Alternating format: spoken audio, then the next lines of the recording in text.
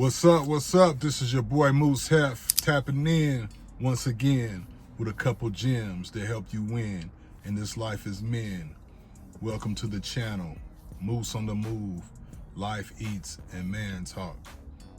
I make these videos while I'm on the move, while I'm driving, or while I'm just sitting in my car. That's how I came up with the name Moose on the Move, you know what I'm saying? But anyway, man, today I'm gonna talk about the influence of music. Now, we often hear how people say that the music in our current modern times have poisoned the youth and influenced the youth in bad ways. You know, you have drill music in Chicago, you have drill music also in Atlanta, in New York, and people are saying that it's influenced the youth, you know, to live violent lives and, you know, commit a lot of crimes. So I want to talk about how music influenced me growing up in my generation. And when I was coming up, music influenced us as youngsters on how to deal with women. You know what I'm saying? So a lot of the mentality that I have now is because of the music that I grew up listening to. It conditioned us and taught us to think a certain way. And that's what's missing in music nowadays. And I think that it could be very necessary to have that type of music again. But now we live in a different age and different time where everything has to be politically correct. And we're living in a society that is promoting censorship and cancel culture. So it kind of would not be able to fly the way it when I was growing up, the music.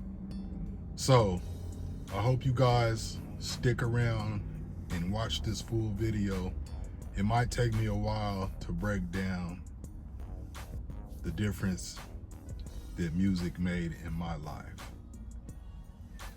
So back in the 90s, when I was in high school, we dealt with women differently. And a lot of that was because of the music that we were listening to. And when I was in high school, it was before gangster rap came around.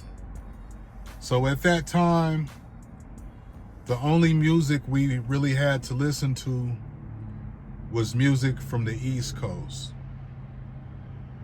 And you had artists like LL Cool J, Big Daddy Kane, Heavy D,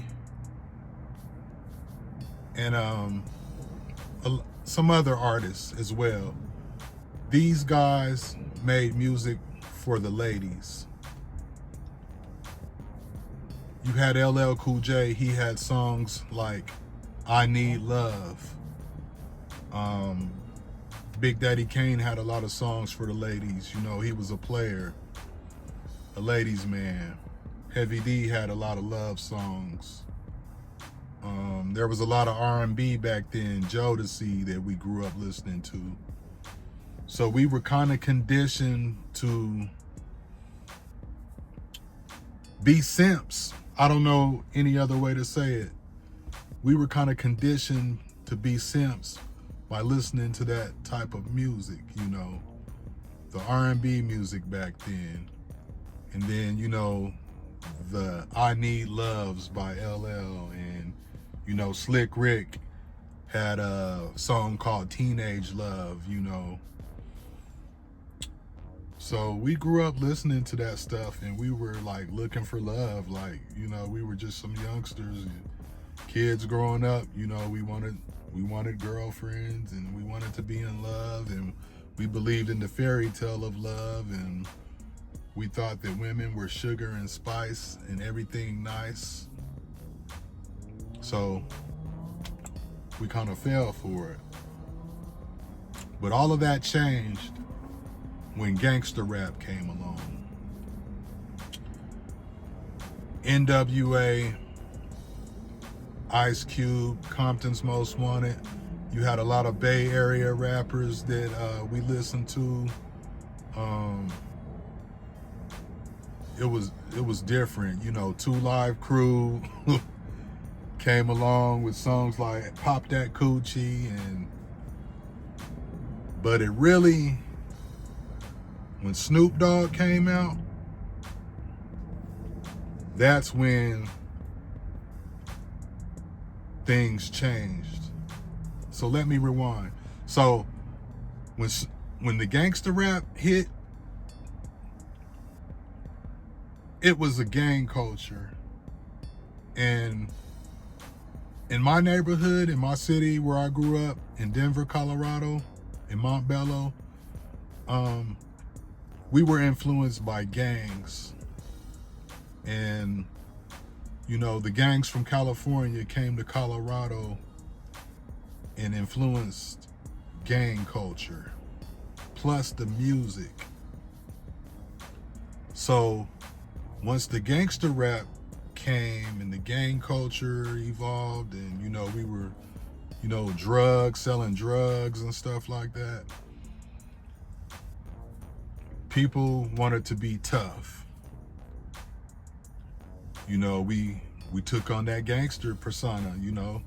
And I'm not saying it's a persona, like it was our lives. It was, we didn't choose it. It chose us, basically, you know. So during that transition, we looked at relationship and women differently.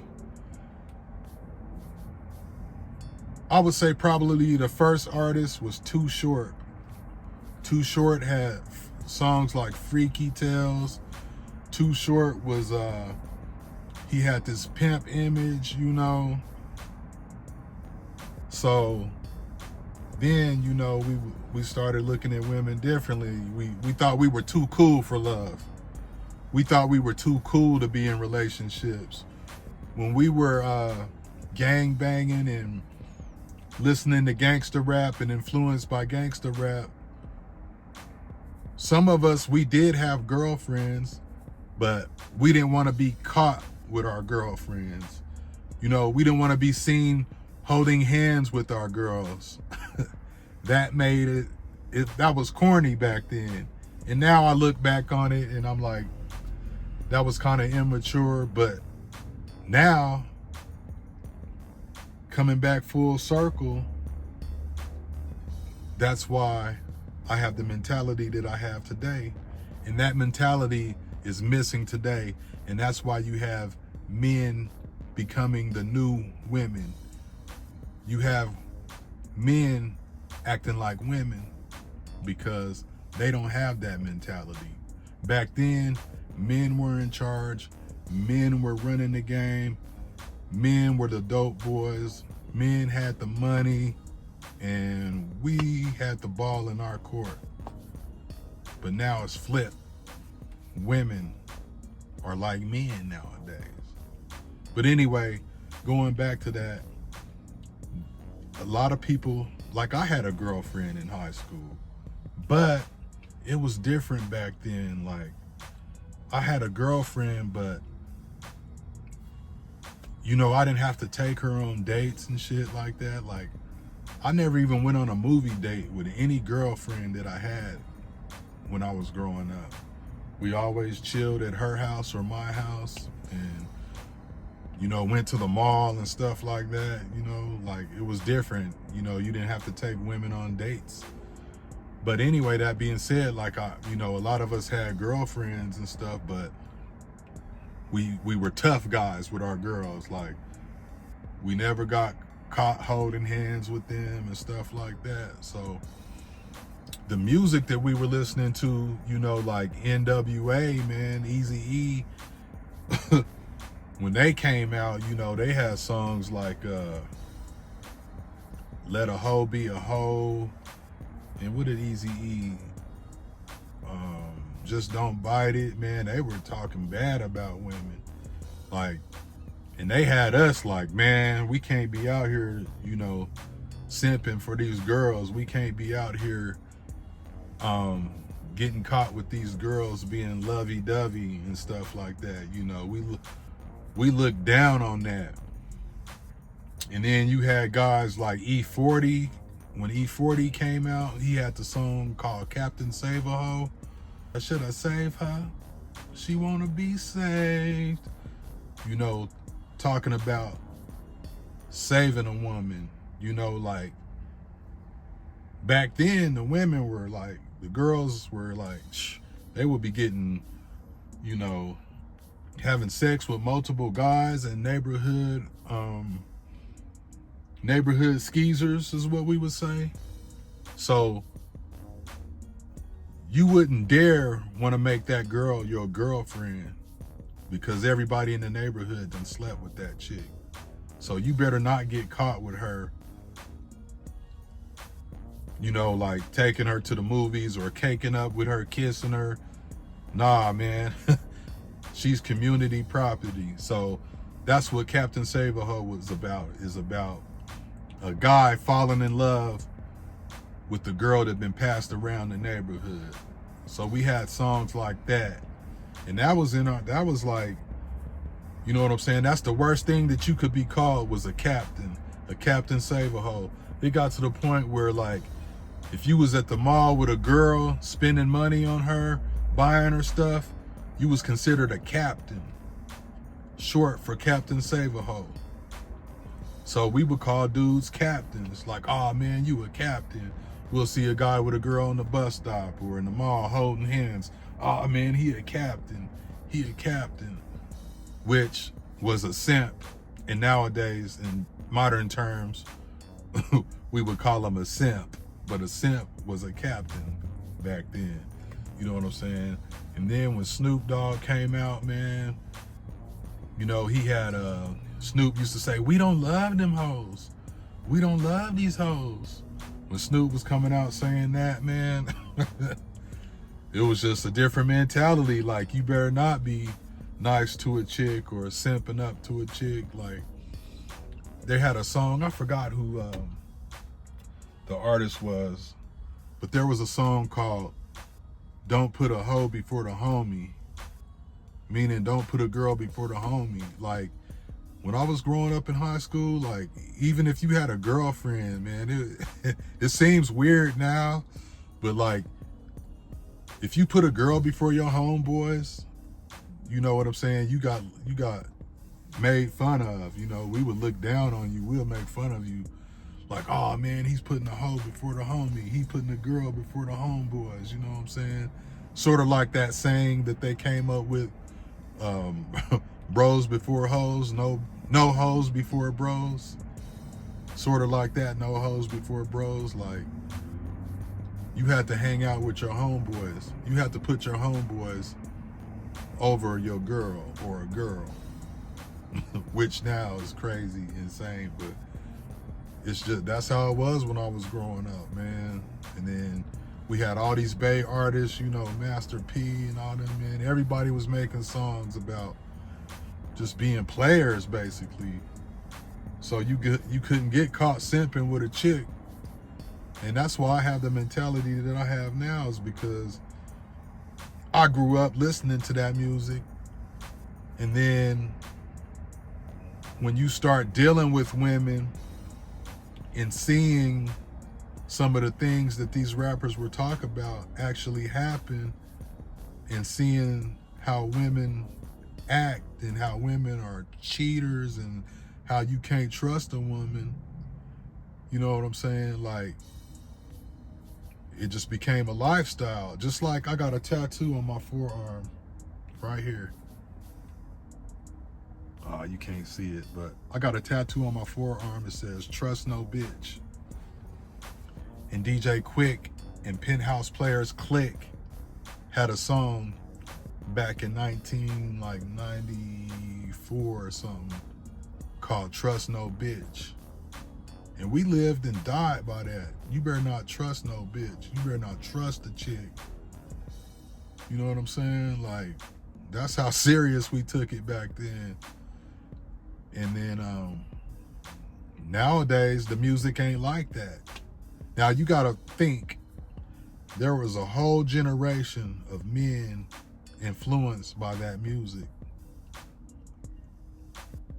And we were treacherous. We was just being players, and we didn't put women on a pedestal. We was we was dogging women. And like I said, when Snoop came out with the "We don't love them hoes," it was a rap. Then everybody ran with it. Like, man, I don't love these hoes. I don't love these hoes, bro. Like, you know, we stood on it. We was standing 10 toes down on not simping, being a captain, or loving them chicks. That's how music influenced us. And then when Snoop came out, it was a rap. It took it to the next level, you know. And that's why now you have like parental advisories on music, is because Snoop was calling women bitches and hoes. And it wasn't just Snoop, it was all the artists back then calling women bitches and hoes, and talking about how they was turning women out and what they was doing to women sexually. And, you know, it was crazy, man. So that's why. And then, you know, the government got involved and was trying to ban rap, gangster rap, and put those parental advisories on all the music, you know. But nowadays, man, you don't hear music like that. Like, I make music, and you'll still hear some of that in some of my music, but these new artists now, they talking about, you know, drill music, and now the women are talking about that stuff. Now the women are being the players. Not all women. The women are what the men were back in the 90s. The new female rappers are what the men rappers were back in the 90s. It flipped. And now you got a lot of simp music and R&B and stuff like that. But in the near future, I'm going to break down certain songs from that era and talk about how it influenced the youth back then. Talk about how it influenced us back then, and break down some of the lyrics of certain songs, of how they were a major influence to us. But yeah, man, like, when that West Coast music came along, and you know, back then we was getting money, you know, we was hustling, selling drugs, you know, we had jobs too. Even though if you had a job, everybody hustled on the side, you know. And we were having it. You know, we had nice cars with hydraulics and gold rims. And then in the 2000s, the spinning rims came along, and, you know, men just had it. We was having our way. Men were on top, and the women just flocked to that. But now, this shit is all out of whack and out of order now. But anyway, man, I thank y'all for sticking around. Hopefully you made it to the end of this video. This is your boy Moose Hef. And like, subscribe, share, comment, and until the next video, deuces. You in the fly zone, now we all soaring. I be sipping champagne like it's my birthday. 1738 and some rosé. I be out here having fun cause my life lit. Taking trips, doing a whole lot of fly shit.